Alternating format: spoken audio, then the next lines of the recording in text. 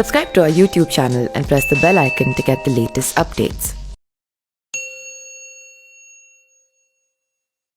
नमस्कार, मैं पिंटू सिंह यादव आप सभी का स्वागत करते हैं अमेजिंग वर्ल्ड में। आप सभी को पता है कि इस अमेजिंग वर्ल्ड चैनल पे दुनिया के इतिहास, दुनिया के गाथाएं और दुनिया की विभिन्न प्रकार की कथाएं, रहस्यों के बारे में हम जानकारी लेकर आते हैं। तो मैं चाहूँगा कि आप इस चैनल को सब्सक्राइब कर जरूर जुड़ जाएं।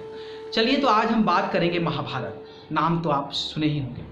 महाभारत की लड़ाई कहाँ हुई थी ये सब भी आपको पता है कि महाभारत की लड़ाई कुरुक्षेत्र में हुई थी। अक्सर हम बात करें महाभारत की, तो महाभारत की जो लड़ाई थी वो लगता है कि विश्व में सबसे खतरनाक लड़ाई थी। कहा जाए तो बहुत डेंजर लड़ाई थी। और ये जो लड़ाई थी वो आपके कौरव और पांडवों के बीच में हुई थी, जिसमें पांडवों को जीत हुआ था। ये लड़ाई इतनी भयंकर थी कि आप इसी से अंदाज़ा लगा सकते हैं कि सिर्फ 15 ही योद्धा इस लड़ाई में बचे थे। 15। आप सोच रहे हैं कि इतनी बड़ी लड़ाई में इतने ज़्यादा लोग लड़े थे साथ में मिलकर, लेकिन सिर्फ 15 योद्धा ही बच सके थे, जिसमें कि पांडवों की तरफ से 13 और कौरव की तरफ से 2 बचे थे।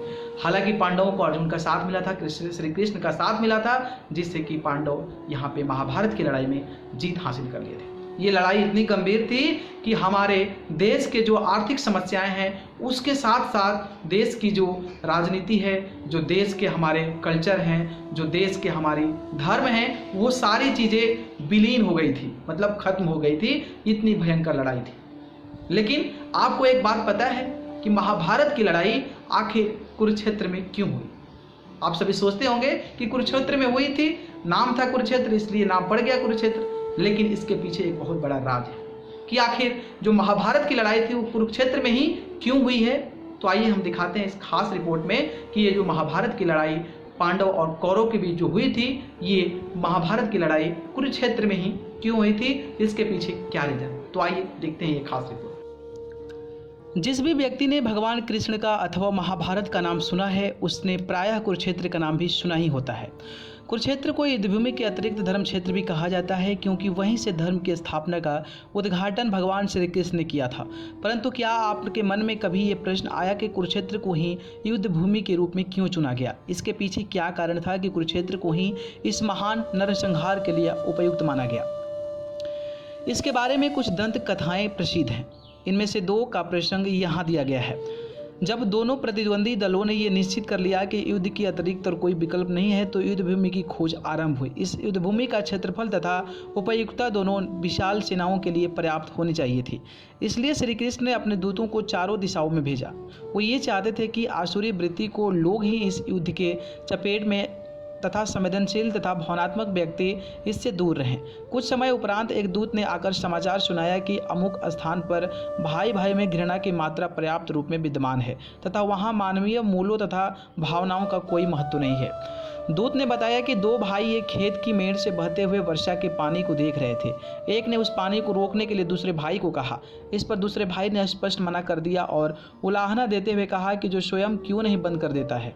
ये सुनते ही पहला भाई अत्यंत क्रोध से भर गया। उसने अपने भाई को छुरा मारा तथा उसके शव को पकड़कर घसीटता हुआ उस मेंढ के पास ले गया। उसने शव से ही उस पानी का आना बंद कर दिया। निसंदेह ही यह एक जघन्य प्रकृति का अपराध तथा नृशंस स्वभाव था। ये सुनकर श्री कृष्ण ने निश्चय किया कि यह भूमि भाई भाई के युद्ध के लिए उपयुक्त है। दूसरी दंत कथा ये कहती है कि जब दूत उस स्थान पर पहुंचे तो एक स्त्री को बताया गया है कि उसका पति मर गया है। वो स्त्री उस समय भोजन कर रही थी। जब उसने सुना कि उसके पति की मृत्यु हो गई है तो उसने बिना किसी भाव के उत्तर दिया कि चलो अब मृत्यु हो ही गई है तो मैं अपना भोजन तो पूरा कर लूँ। ये स्वभाव नृशंसता की अतिशय सीमा पर था। निश्चय ही किसी की मृत्यु हो जाने पर भोजन का मोह नहीं रहता। पति की मृत्यु हो जाने पर तो कोई भी वस्तु या पदार्थ का मोह नहीं रहता।